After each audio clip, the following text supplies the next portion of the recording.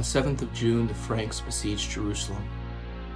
A council was held, and it was ordered that siege machines should be constructed by the artisans so that, by moving them close to the wall, we might accomplish our purpose with the aid of God. When the tower had been put together and had been covered with hides, it was moved nearer the wall. Then knights, few in number but brave, at the sound of the trumpet, took their places in the tower and began to shoot stones and arrows.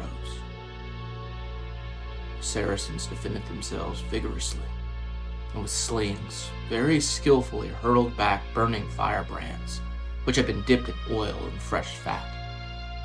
Many on both sides, fighting in this manner, often found themselves in the presence of death.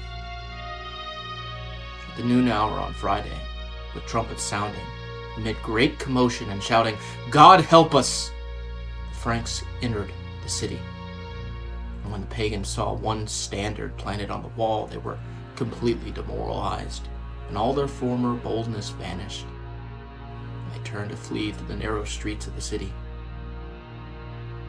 Some Saracens, Arabs, and Ethiopians took refuge in the Tower of David, and others fled to the temples of the Lord and of Solomon.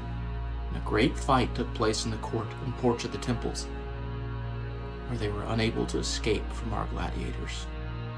Many fled to the roof of the Temple of Solomon and were shot with arrows, so that they fell to the ground dead.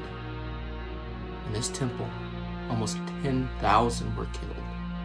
Indeed, if you had been there, you would have seen our feet colored to our ankles with the blood of the slain. But what more shall I relate? None of them were left alive. Neither women nor children were spared. This may seem strange to you.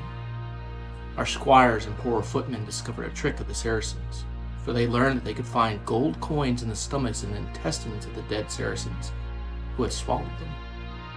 Thus, after several days, they burned a great heap of dead bodies, that they might more easily get the precious metal from the ashes.